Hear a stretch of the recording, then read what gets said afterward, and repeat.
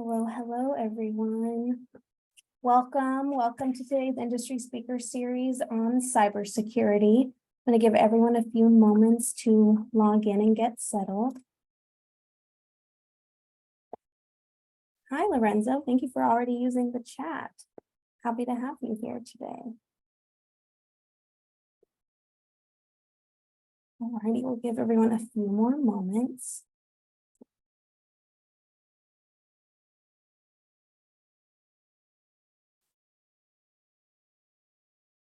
Anyone new joining, welcome. We are so happy to have you today. We're going to get started in just a moment.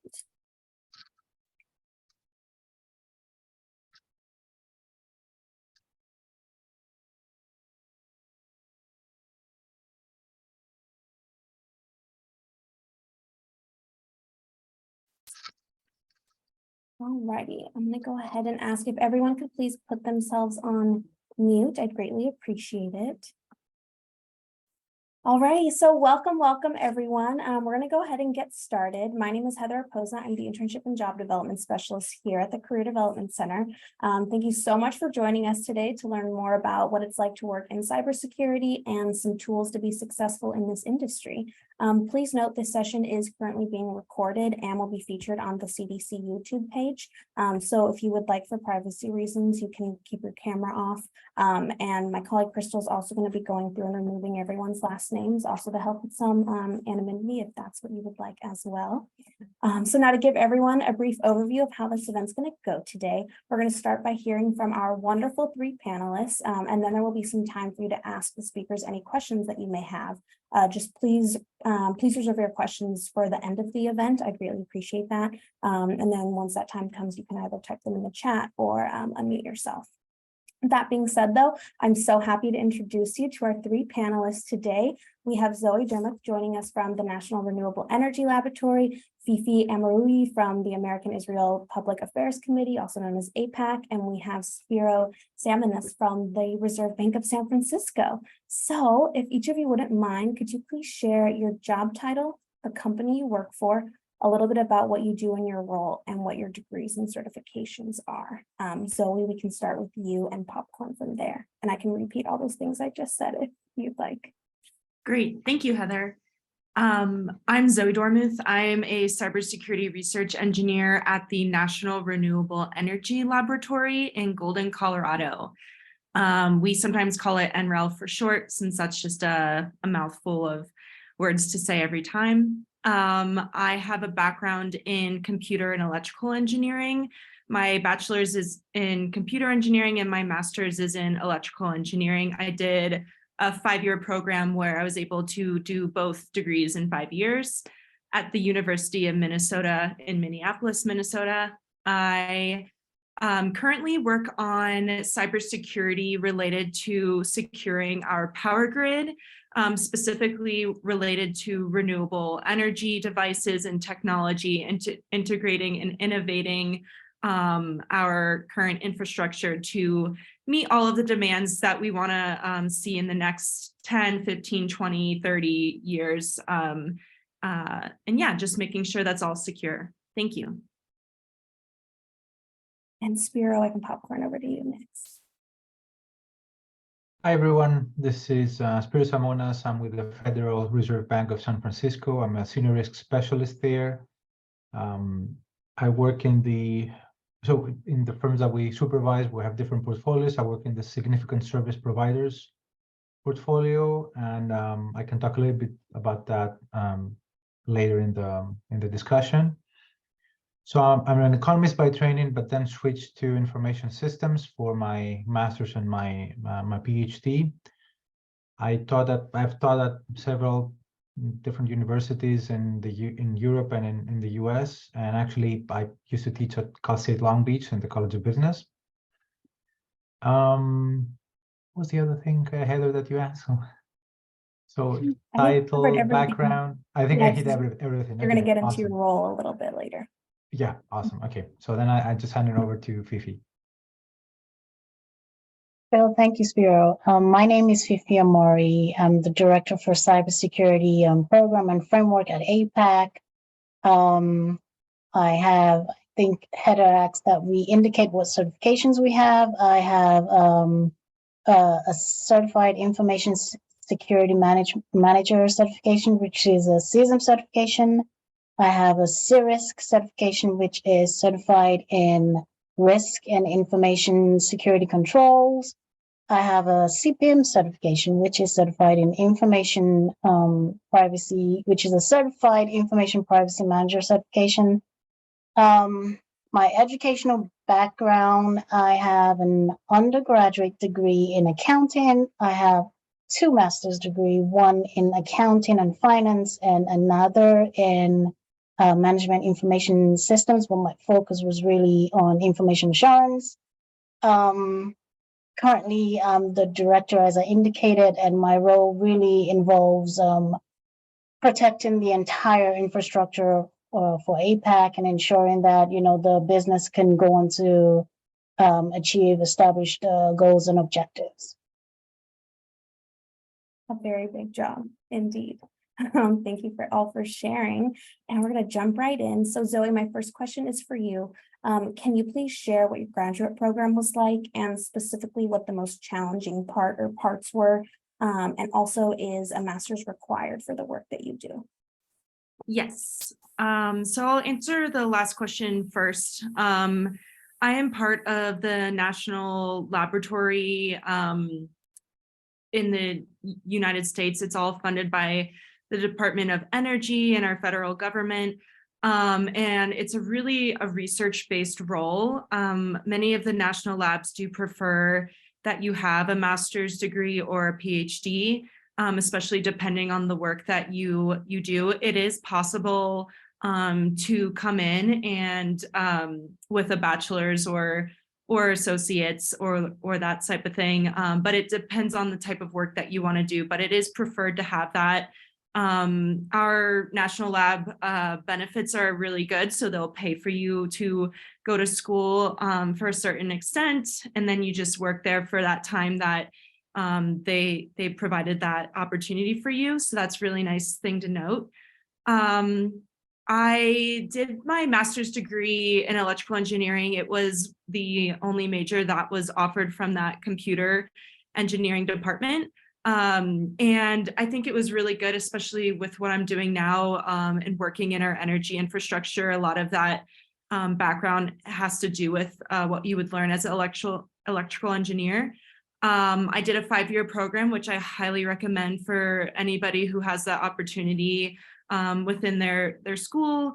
It just makes it a lot easier than having to go maybe after work later in your career or something like that. And I would say the most challenging part about my master's degree program was doing research. So coming out of undergrad, you have a very structured schedule. You have to take certain classes, you have to do certain things in order to get your major. And as soon as that structure is taken away and you have to do research and kind of ask these hard questions that you can't just Google, that's when you really have to look for collaboration and talking to your peers and talking to your professors and that sort of thing, and really kind of have an interest in, say, why do I want to know this, and kind of dive in to do that research. So learning that whole process was a little bit intimidating, but definitely helped pave the way for later on in my career where I'm doing research every day. Thank you so much for sharing that with us, Zoe. Our next question is for Spiro. What was your experience like with getting your current job, and what experience had you had prior to your current position? And just so everyone knows, I'm asking this question because I know that for Spiro, he didn't go straight into cybersecurity. And with a lot of career paths, you can always kind of find your way there later. So I think it'll be really helpful to hear kind of his story there. Yeah, I'll give you the quick overview. The 2-minute spiel on a 20-minute kind of a 20-year kind of journey. I just have to say, in terms of disclaimer, I just really have to say this, that the views that I'm expressing here are my own, and they do not represent my employer, the Federal Reserve Bank of San Francisco, or the Federal Reserve System. So I just want to make that disclaimer, just get it out of the way. In terms of career paths. As Heather, as you mentioned, I started as a college professor in information systems management and information security. I was actually very fortunate to study information system security when it wasn't attractive. That was back in 2003 when I did my master's. And as I was a college professor, at some point I wanted to explore a transition to the industry. So I was thinking of taking a 1-year professional leave and just join the industry as a cybersecurity engineer. I did that, but then at some point I was faced with a dilemma. Am I staying in the industry or am I going back to academia? And the work that I was doing was very fulfilling. It was very exciting. And I'll talk about that a little bit more later on. So I decided to stay in the industry. I was a cybersecurity engineer, senior cybersecurity engineer for Panasonic Avionics. So I was in the aviation industry. I was responsible for in-flight entertainment systems and their security, the incident response of the systems. And I was also involved in Panasonic North America and how they support in-car entertainment systems. And, in terms of pen testing, cybersecurity, risk management, all sorts of different things.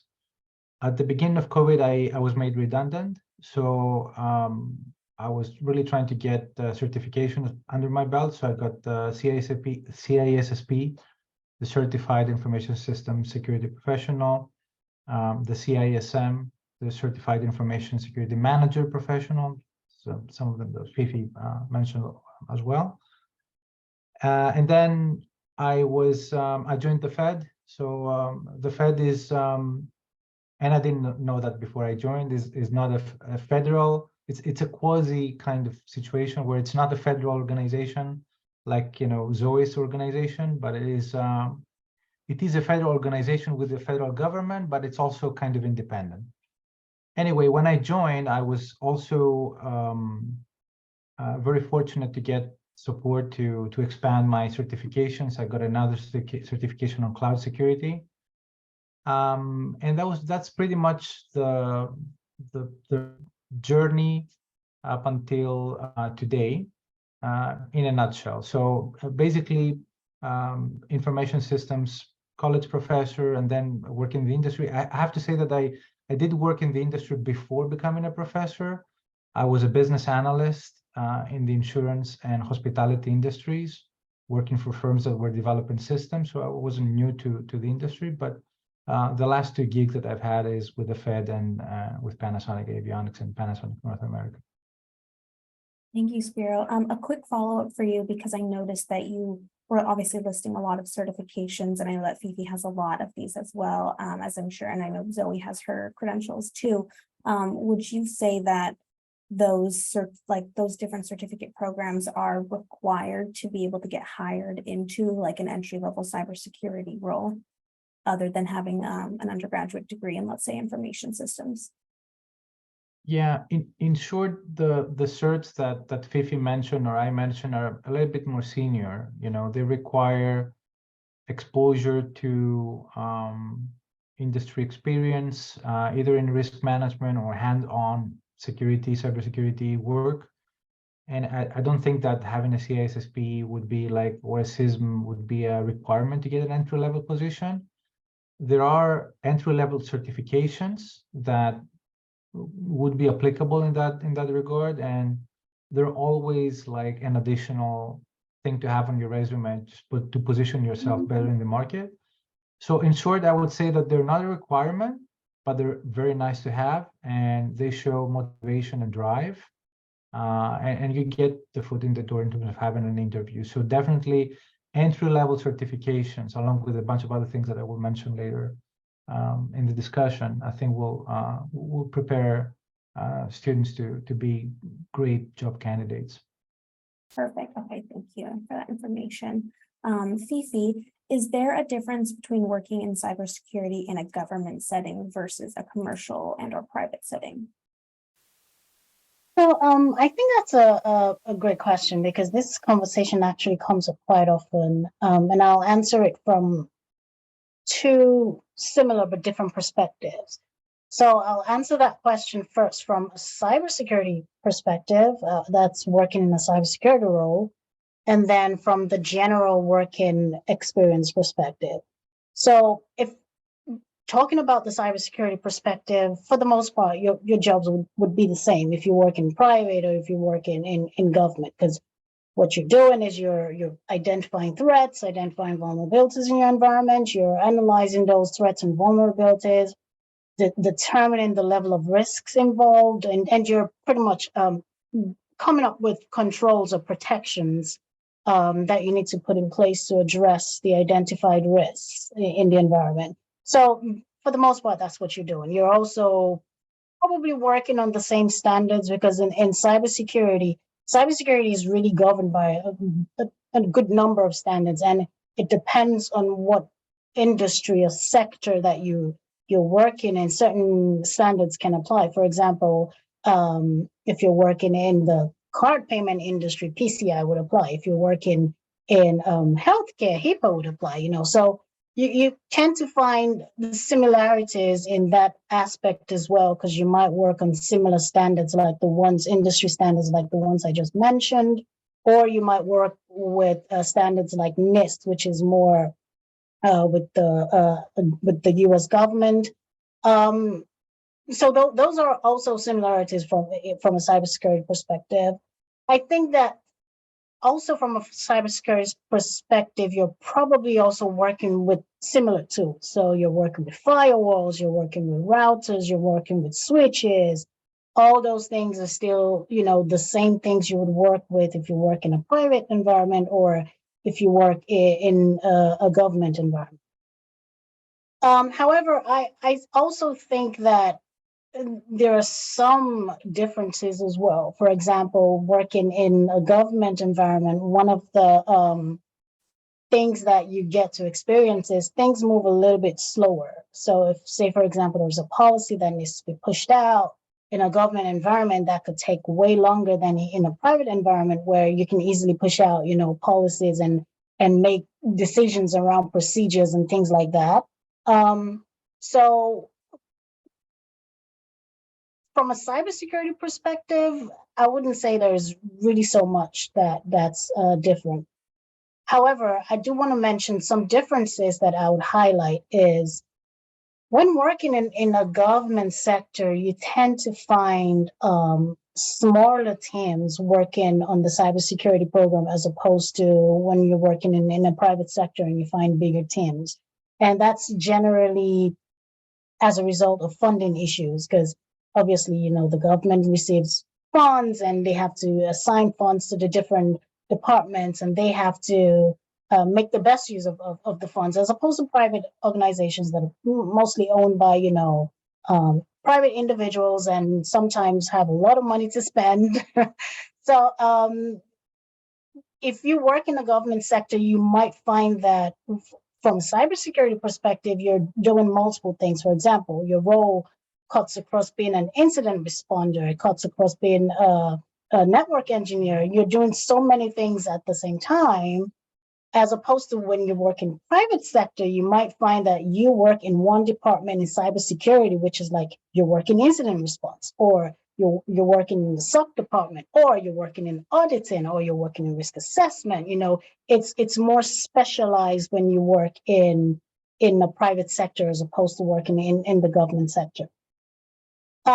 And then from a general working perspective, I think one thing I'll highlight, which is always a very hot topic of conversation, is benefits and total compensation. I mean, when you work in a government setting, the government industry sector tends to have really great benefits, right? It's just amazing. Your health benefits, even your vacation is amazing and things like that. However, when it comes to your pay and your earning potential, you might not earn as much as someone in the same role or in the same level as you are in the private sector.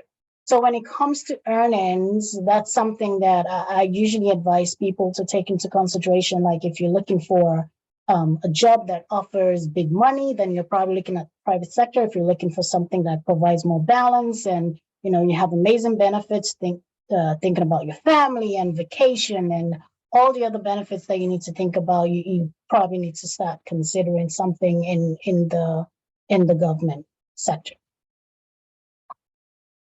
Thank you for all the information. It was definitely helpful to get those multiple perspectives in that answer. Zoe, I'm going to move back over to you. Can you please explain what the hiring process is like for a government position, seeing as you do work for the government? Like, for example, how long did it take? Did you have to undergo a security clearance? Did they require a typical resume or a federal resume? Things like that. Yeah, so NREL is actually a government contractor, so it's a little bit different than working for the actual federal government itself. We're just a contractor, so someone else manages us, but we do get the majority of our funding from the government. Like Fifi said, the government moves at a slower pace, so the hiring process is included in that. At the jobs that at the national labs, I would say there's so many of them since they're huge institutions. So you can, at NREL, we have people in cybersecurity, and we also have people that are actual scientists and working in labs and with test tubes and that sort of thing. So I would say kind of look for keywords when you're kind of trying to figure out which position to apply to, and apply to as many positions that you would be interested in working in, as they're all over the place and it's not just managed by one person. So different teams may be looking for different skill sets at different times. So you never know what's going to be up there. So just keep looking. I would say for the security clearance, the positions will either state that you need to have one or be able to obtain one. Some positions don't require them, so it won't have anything like that. And then as far as the resume, as I know, it'll just ask for a resume. I know there's some federal jobs that may require that federal resume, but not at the national lab complexes. Thank you. Spiro, can you please share a little bit what your day-to-day looks like, and anything about the position or this field of work that initially surprised you? Yeah, so my role is a little bit different in the sense that I'm not fixing routers or responding to incidents. In this role, I'm not like a first line of defense cybersecurity person. I'm thinking more about, I mean, the focus of my work is basically risk management. So I'm a risk management professional. And what I do is I'm an IT cyber bank examiner. So what that means is that there are 3 federal banking agencies in the US that regulate and supervise banks and their service providers. So a service provider to a bank could be a firm like a payment network like MasterCard or Visa, or it could be like the clearinghouse that is used to transfer money across different financial institutions. Could be IBM or a cloud company like AWS, Azure, or Google Cloud. So just to give you like a few examples of significant service providers. So in my role, what I do is I basically supervise institutions, financial institutions, or service providers. I make sure that they keep up to date with regulations, with guidance, with laws that apply to the financial services industry and banking. But also I need to make sure that it's a 3-part process. One is regulations and the laws and the guidance. Second part is the news about the firm, the institution that I supervise.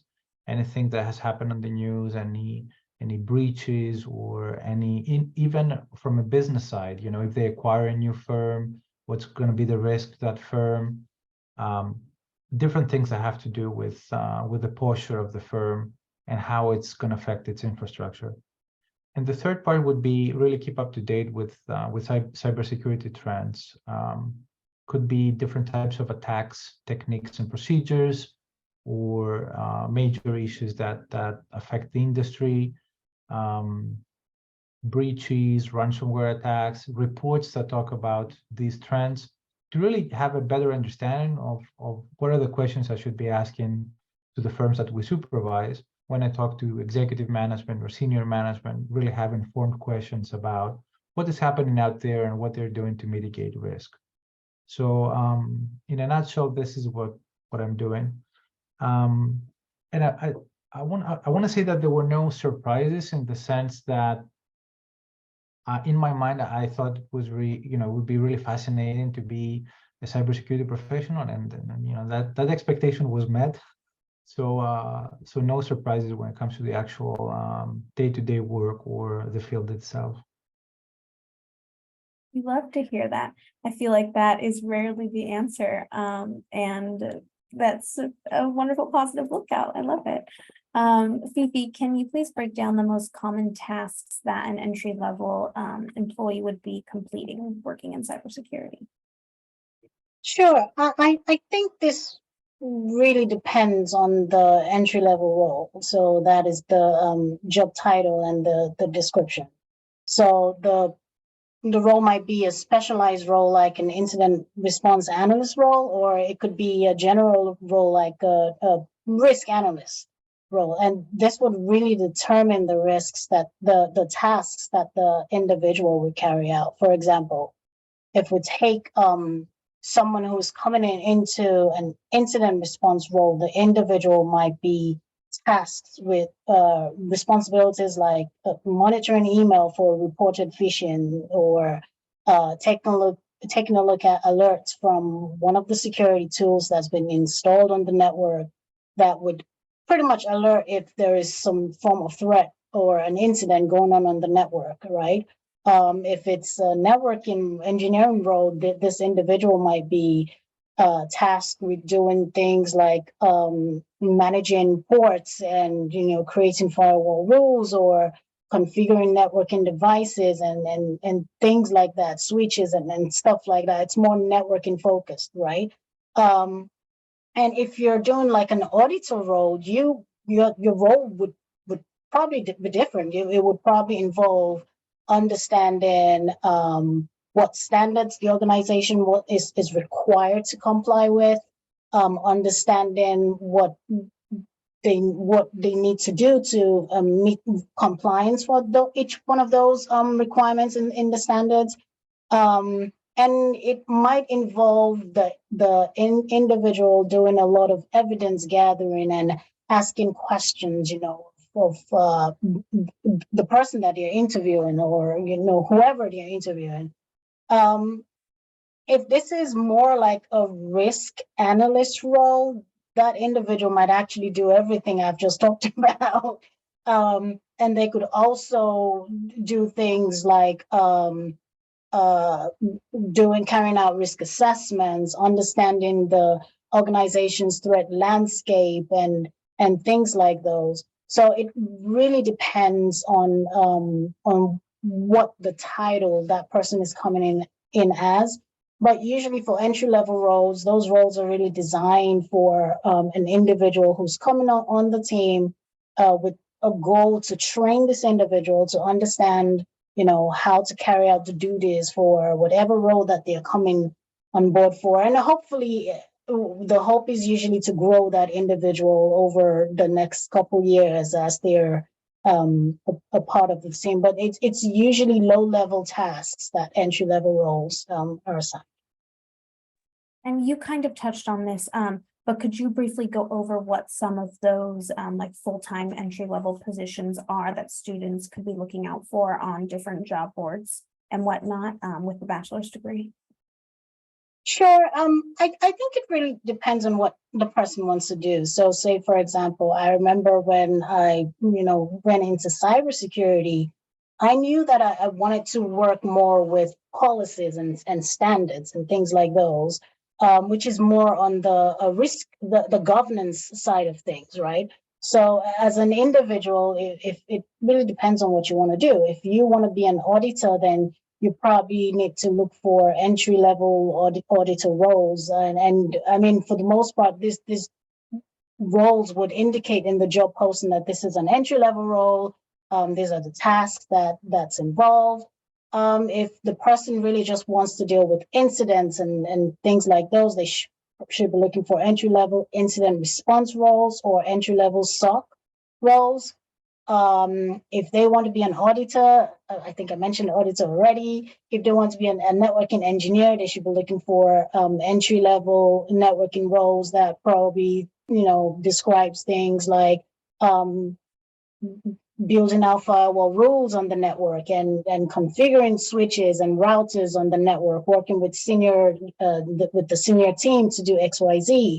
There would generally be basic low-level roles. And, like I said, the understanding is that this individual is going to grow on the team after they join the team. So I think the best advice I would give to anyone is really determine what you want to do in cybersecurity. Cybersecurity is so broad, so broad, and you really need to determine which area in cybersecurity you really want to focus on. Thank you. I think that is a really helpful piece of advice for our students, as they are considering, a lot of these students on here are juniors and seniors, and I'm sure they're considering what exact path they want to go down. So thank you for mentioning that. Zoe, did you ever have an internship in your field? And if so, how did you go about securing it? And were there any challenges that you faced in the process of starting that internship? Yeah, so I've been lucky enough to have an internship from my freshman year summer onwards. So I think they're just really good ways to kind of get into the real world and see, like, why am I taking this class on networking or that kind of thing. I would say network, see if you have any friends or family members that maybe work at a company, and look at those internships and see if you can get a referral that way, especially if you're new and your resume might be a little bit short because you need to start somewhere, right? I would also say, as long as you're showing that you're passionate about learning and working, employers will really see that. So participating in like capture the flag competitions or other opportunities at your school is something to put on your resume if you're younger and looking for that like first internship. Once you have that internship, I would say learn as much as you can. Kind of say, why am I doing this work? What am I learning? How does this relate to what I've learned in school? That sort of thing. And there you can, and I would say also take any opportunity, whether you think you're going to like it or not. You never know until you try it. And that will help you later on in your career. And you can say, yes, I love doing this, and no, I hate doing this. So you can kind of gravitate to your strengths and what you like to do. And also I want to say, I've worked in government contracting internships and then also private industry, going to like different conferences. Like I went to the Grace Hopper conference for women in computing in I think maybe sophomore year or junior year. And they just had a career fair. So go to your career fairs, talk to people, hand out your resumes, just apply to as many things as you can. And the more you apply to, the more opportunities you'll get offered, which will be fantastic. And that's how you kind of grow into internships and then full-time offers from there. And how did you find your internships? Like, were you on LinkedIn? Were you on specific job boards? How were you finding those? Yeah, I would say online, looking at different companies, like typing in, I knew I wanted to do cybersecurity. So just like cybersecurity internships, that sort of thing. If there's like entry-level internships too, like there's different programs that you can participate in for students to get started in internships too. So looking around for that, I think schools provide some of those opportunities and links to that information, but mostly online. Okay, thank you. Yeah. Spiro, can you at all speak to how common it is for this industry to hire international students and individuals? I think it varies. It's it really depends on the company, whether they're going to be able to sponsor you for, I believe it's an H-1B visa, and the process is a little bit complicated. It has become a little bit complicated over the years. Entry-level positions, yeah, they're available. It has been a long-standing issue with this field that it doesn't hire a lot of entry-level people, yet there is a shortage of cybersecurity professionals, which is a little bit of an oxymoron. It's a little bit of a paradox. We don't have enough people, but then we don't hire young people or people that lack experience. I think this is changing for sure. So there are more, as Zoe kind of mentioned, there are more internships out there. There are more opportunities. It is easier. It is becoming easier. It's not easy, but it is becoming easier for entry-level kind of employees to break into the field and get training and build their resume. But when it comes to international students, I think things are still a little bit more complicated, because it's not even a problem with the companies. It's just basically the laws that govern that particular status, and how students can work, and how much they're allowed to work, and how they can pivot from an internship to a full-time role. So that's a little bit more challenging. But I've heard stories, and I have had former students that made it. So there were international students that got an internship and then got foot in the door, and they actually they converted to full-time. But it does require to be persistent and to not lose faith.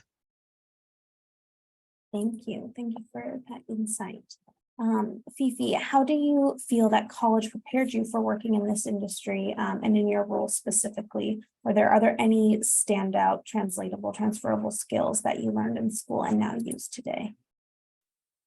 I think that's a great question. And the reason why is because the truth is, most of the skills I learned in college, I actually apply in my everyday work today. In college, you have schoolwork that involves group discussions and research and presentations and all these deadlines that you have to work with and things like that. And the truth is, there's very little difference between pretty much what I just mentioned and what my experience with work is like. The skills that I learned through school when working and interacting with multiple individuals on a project, and how to understand the different dynamics for how to work with people, even when you're in school and you're working with maybe 5 other people on a project that you've been assigned, and you understand that people are different and people work differently and things like that. Learning how to collaborate, learning how to share ideas, and all that great stuff that you do when you're working on group projects in school. Today, in my current role, and even throughout my career, those are skills that I have applied as well. I work with people on multiple projects, and I obviously have to interact with these people, collaborate, share ideas, respect ideas, and work with the different individuals to reach a set goal that maybe the organization has put forward, or someone has put forward, right? In school, I did a lot of research. As Zoe mentioned, I did a whole lot of research in school. When you have assignment and you need to find out, how do I resolve this? How do I do this? And all that. And all that built my research skills that I use on the job today. I don't have all the answers to issues that could come up in cybersecurity. And obviously, in order to find out responses for some things I don't have answers to, I consult with peers, I read through some cybersecurity blogs, and do other forms of research as well, right? I remember back in school, one of the things that used to get me so nervous was when I had to do presentation. I would be so nervous about, oh my God, how am I going to say this? How am I going to do that? And stuff like that. And the truth is, through my time in college and building that skill, being able to stand in front of people and present a project and convince people why your project makes sense and why you pretty much deserve that A in that project. I do that every day in my role. You know, when I stand in front of maybe the different audit committees we have, or the board or the management, and I'm talking to them about the cybersecurity risks we're facing and why they have to give us more money to address some of the risks that we're dealing with and things like those. Those are really skills I used in school. Talking about project deadlines. I mean, in school, so many schoolwork, coursework deadline and stuff like that. And even at my job today, I have lots of deadlines that I have had to deal with. And the skills that I learned over the years to be able to manage my workload and all the different things that were coming at me. Again, even today in my current role, I use those skills. So I think that going through college, even though there are different aspects of your life when you go through college and then you come out and you're working, I think that you'd find most of the skills you're using in college today you would be able to apply, and you will need to apply those same skills when you're in a typical work environment. Thank you. Yeah, I know there are a lot of majors out there. I feel that our students find like there are a lot of things that they don't learn that they then have to do in a job role. So that is definitely nice to know that with something like cybersecurity, it's much more, I feel, like skills based, and those things that you do learn in class, you will directly be doing in your job. So hopefully to eliminate some of those surprises, which I know Spiro talked about also earlier, there not being too many surprises, which is always great. And on that note, Spiro, my next question is for you. Can you share what you like the most and the least about your job and working in cybersecurity? Yeah, I mean, there's not things that I like the least. I mean, there's always things that people might find kind of challenging, kind of to reconcile or address, and definitely the concept of time and the criticality of issues. Sometimes you just have to work outside of work hours because there's things that cannot wait. You have to deal with situations that are time pressing, and you cannot just say, okay, I will defer this to someone else, or something will happen in the meantime. So it's really it can be a pressured environment. So some people can handle it, some people cannot handle it. It's not something that I'm struggling with, but some people may find it not to their liking. The other thing is that a good cybersecurity professional, and it's a bit of a cliche, you have to think about the risk, you have to think about the big picture, and sometimes you become paranoid with the risks, and thinking about what can go wrong and how things could pan out in your head. You just make all these scenarios. Again, not something that I personally cannot deal with, but some people might not like it. The flip side of that, on the other hand, is that big picture is really what motivates me, what drives me, and it's really understanding complex issues, connecting the dots, getting your arms around a particular problem that is very, very complex, is really something that motivates me every day. I wake up and I'm really happy to do this job. It's a very rewarding line of work. For some people financially as well, but non-financially for sure. You have the satisfaction that you're doing something that matters. You protect an infrastructure like Zoe is doing with her organization, or Fifi, or you protect safety, or the safety of and soundness of a financial system. It could be a number of things they could be doing working in cybersecurity that you're contributing to a greater cause. And I think for a lot of people that gives them a lot of satisfaction. It's a non-financial kind of outside of the financial compensation. It's like you add value, and you feel that you're actually doing something for the greater good, or for yourself. So I think I didn't miss anything. That's in a nutshell. That's very inspirational of you. Thank you. You have me maybe thinking, should I give cybersecurity a try? That sounds so wonderful. Okay, let's see, Zoe. Next question is for you. If you were hiring a recent college graduate or entry-level employee to join your team, what are skills and/or qualities of a candidate that you would be looking for? Yeah, so I would say being passionate about why you would want to work for that company or take on that job would be something that is very good to express. Anybody who doesn't want to do something isn't going to be the best person to do that job. So as long as you're passionate and you're wanting to learn and you're coming in with some amount of background, if depending on what kind of position it is, whether it's schooling or previous experience, that's always good to know. And then also showing that you want to learn. So maybe those certifications, or if there's a competition at school or something along those lines that say, hey, I'm doing the extra mile and I'm going and trying to learn more than the minimum baseline, you know, just to kind of show that you're passionate about cybersecurity and wanting to work in that position. Thank you for sharing. And then Fifi, I want to flip that same question to you. If you were hiring a junior staff member to join your team, how should our students be marketing themselves to you? What are answers you'd want to hear in an interview?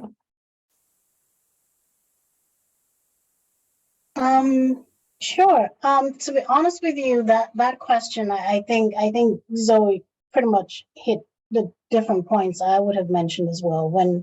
If I'm looking to hire someone who's coming into an entry level position, I would look for skills that indicate that this individual is open to and willing to learn, because there is so much to learn in cybersecurity, and it's an ever-changing environment. So you pretty much have to be willing to gain new knowledge on a daily basis and to do research and things like that. So I would definitely look out for a desire from that individual for deep understanding of cybersecurity. And, you know, as Zoe mentioned, that would include maybe some internship that they did while in school, or maybe you're working towards one of the entry-level cybersecurity certifications like Security Plus or A Plus, or one of the other entry-level cybersecurity certifications that pretty much you can, you know, work towards achieving. I think I'd also look for skills like customer service skills, because you find that in cybersecurity involves a lot of selling, because a lot of people still haven't accepted the concept and, you know, the idea of cybersecurity, because there's this belief that cybersecurity is, I mean, some people think it hinders the ability to do whatever they want to do on your computers and things like those. So your ability to sell and your ability to interact with people and understand their frustration when there is a new policy that's been pushed out, or when you're telling them that, hey, this thing you're about to do is not something that the company supports, and so therefore you can't do it. You know, to be able to bring out those customer service skills is really important in being very important in being very successful in cybersecurity. So I would definitely look for customer service skills. I'll look for analytical skills, because obviously if you're dealing with risk, you need to be able to analyze the risk, analyze your environment, analyze how vulnerable you are to some threat, and be able to come up with actual somewhat close enough risk ratings that the organization can then make good decisions based off of. So definitely someone who I can see is analytical, and someone who is open and has the ability to do a lot of research. Like I said, we don't have all the answers.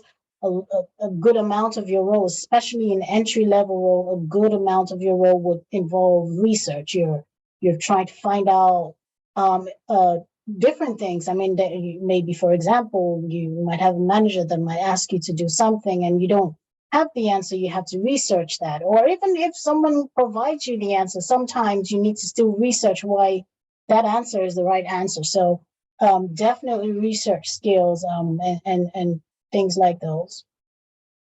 Thank you. That is so helpful for our students to know for sure. And some of those were a little surprising even for me. So I'm sure people are walking away with learning something very brand new from the advice you just had to offer.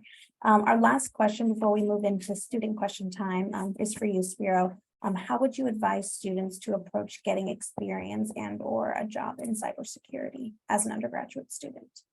Yeah, so Fifi and Zoe really touched on a lot of these things because they were talking about the skills that you need to get an internship. So some of these things kind of overlap. So working towards a certification, even if you don't get it, but just working towards a certification, entry-level certification, really shows the motivation, that you're going to be dedicated, you're going to be putting the effort, the energy, because it is a field that it is demanding. It's very broad, so it requires you to be, in your best shape and really bring your best self forward. So to that, in that regard, I would also say that look at things as an opportunity. Just be strategic. Don't think about the things that you don't have, but how you're gonna, gain a lot of experience and a lot of knowledge with whatever you have. And whatever you have is the coursework. Just get involved in projects, interesting projects, showcase them in your resume. You can build your own home pen testing or hacking lab. There are a lot of resources out there that are free, on YouTube. You can see how you can do it, and you can start pen testing, and you can do a lot of projects as part of coursework or outside of the college kind of activities, and show that you're really interested in this field. So this is one of them. Different projects that you can do at home or within the confines of coursework. Choosing electives that got to be strategic about the electives that you're going to be choosing. So could be a computer science elective, or it could be like College of Business cybersecurity elective. Anything that talks about risk or about cyber or about IT will give you just a broader perspective. It will open up your horizons. So just pursue those as you see those electives, and try to make the best out of what you have in your curriculum. And finally, the other thing would be joining a student organization. I know that in the College of Business, you have the Association for Information Systems. They invite a lot of former students who are now in the field in IT cyber, and they talk about their experience, how they got a job, like pretty much what we were doing here in this panel. And they're just inspiring students to look at the right things, to do the right things, and also, again, not to lose faith in the face of rejection or any kind of adversity or challenge. So I think that's also great because you network with other people, other students, but also with former students who are now working in the industry. So it's a win-win for everybody, I think, joining this kind of organizations. And I think that's the last one was certifications, but we already covered that. Fifi and Zoe did a great job. Wonderful. Thank you so much. And on this topic, I'm actually going to go ahead and paste a link in the chat here. So it's a very long link for that. I apologize, students. Through the College of Continuing Professional Education here at Cal State Long Beach, we do offer a cybersecurity professional certificate program. So just in case if that is something that interests any of you, we do offer that through Cal State Long Beach. So I went ahead and posted that there. But thank you so much, panelists, for answering all of my questions, for sharing so much useful knowledge with our students. We sincerely appreciate it. I do now want to open it up to any student questions. You can either unmute yourself or you can post in the chat, whichever you would prefer. And if we don't have time to answer your questions at the end of this, you can go ahead and email them to me. I'll paste my email in the chat when we're done here, and I can forward them on to the panelists. But I now would like to open it up to any students who may want to ask any of our speakers questions. I see a hand raised. You can go ahead and just unmute yourself and ask it. Hey, good afternoon, everyone. My name is Antonio Lugo, and I'm a junior at Cal State University Long Beach and studying information systems with emphasis in cybersecurity. So first, I'd like to thank you for taking the time out of your busy schedule to participate and join in this panel, because your questions, the questions that were asked by Heather and your responses were truly enlightening, and thanks. My question for you guys is, in the interview process, what are kind of your expectations, but in the interview process, which you kind of already touched on. So it's really more like in the cybersecurity, are you working on case studies, or are there case studies kind of done within the industry during that interview process, and maybe what they're like? And if any of you speakers would like to answer this, please chime in.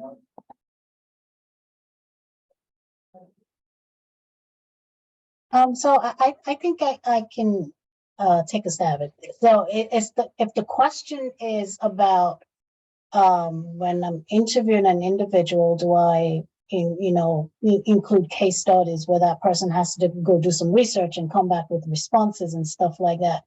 Generally, I don't.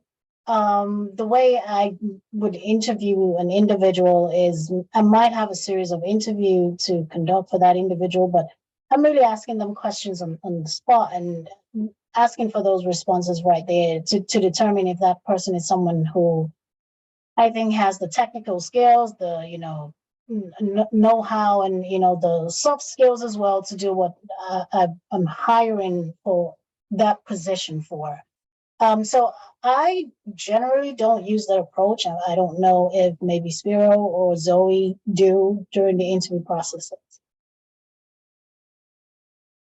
No, I think you covered it well. Basically going over that role and making sure that the candidate is a good fit. And then if there's anything listed on their resume that would be of interest, maybe asking something about that, that sort of thing. Yeah, it's a little bit hard to talk about a case study in an interview because it might be so high level that you cannot discuss any details. Let's say it's a publicized kind of breach or something like that. It's a little bit unusual. It's good prep for you to look into what happened in the case study and get, have some lessons learned, but it's not necessarily something that is going to get brought up in an actual interview, per se, just talking about the case study. And after this, after our event today, actually sometime today or tomorrow, I'll be sending a recap email that also has a list of internship and job resources that our Career Center here offers everyone. But one of those resources specifically is called Forage. And a lot of different companies work through Forage, where it is almost like a micro internship type of company, and you can actually do certain case study experiences through like real world existing Fortune 500 companies. So Antonio, if that is something that would also interest you, I can give you more information about Forage as well, and specifically with like cybersecurity case studies. Yeah, absolutely, that'd be great. Yeah, I've worked for a tech company before, and we had like a case study on the spot that you had to like solve through, and like everything was determined, like how you solve through that case study would kind of determine whether you proceed on with the interview process. So I was kind of wondering if it's the same, kind of seems like it would be with your baseline of questions and then determining that from your resume. And then I Thank did, you so someone went ahead and posted 3 questions in the chat, and we're about to come up on our time. So I'll go ahead and just ask the first one, but how to stand out during the internship hiring process as an intern? If anyone has some quick tips for that. I think I'd say the same response as what I mentioned earlier on, when asked what I'd be looking for in an individual. I mean, if you're able to show those skills, your desire to learn, your ability to research and again, during the interview process, you're being asked questions, and the truth is how you respond to a question can actually determine if you're analytical with the way you think through things. And so for me, that's really how an individual stand out for me, having that customer service skills, analytical skills, that desire to want to learn more and things like that. That's really what will catch my attention during an interview. Thank you, Fifi. Okay, I'm going to squeeze in one more. In your job roles, do you work alone or typically on a team? My work is mostly all collaborative. There's usually you maybe assign individuals tasks, but it's a very collaborative environment. Everyone can bring different perspectives and ideas to the table, and that's very important for research. And it's a lot nicer to bounce ideas off someone or ask questions or that sort of thing.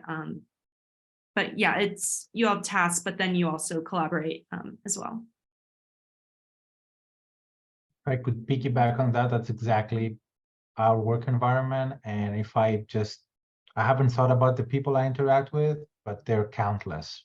Lots of different teams come together, layers of management that opine on our work products. So it's a very collaborative environment.